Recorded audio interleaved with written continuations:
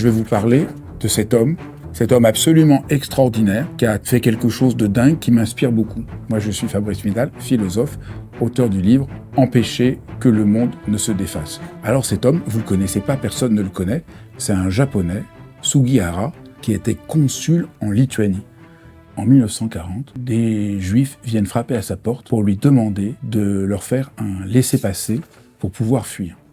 Alors Sugihara, qui est un parfait diplomate, envoie un message au Japon pour demander l'autorisation, et la réponse est non.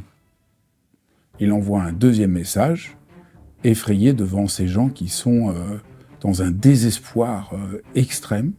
Les gens pleurent, ils savent que les jours leur sont comptés avant la mort. Il envoie un deuxième message, un peu plus dramatique, et la réponse est non. Il est temps même pour vous de partir. Vous n'avez plus de rôle à faire, partez. Il envoie un troisième message. Non, n'insistez plus. Et là, contre toute attente, il rédige ses laissez-passer. D'abord, tous les papiers qu'il a, puis, n'ayant plus de papier, il les rédige à la main avec le tampon, et il commence à en donner. Il ne s'arrête plus, même pas pour manger. Il dort que quelques heures, et dans les quelques jours qui lui restent avant de partir, sans jamais défaillir, il va rédiger ses laissez-passer. On raconte qu'il rédige même les laissez-passer, les derniers laissez-passer dans le train qui part, en larmes, et des centaines de gens vont être sauvés comme cela.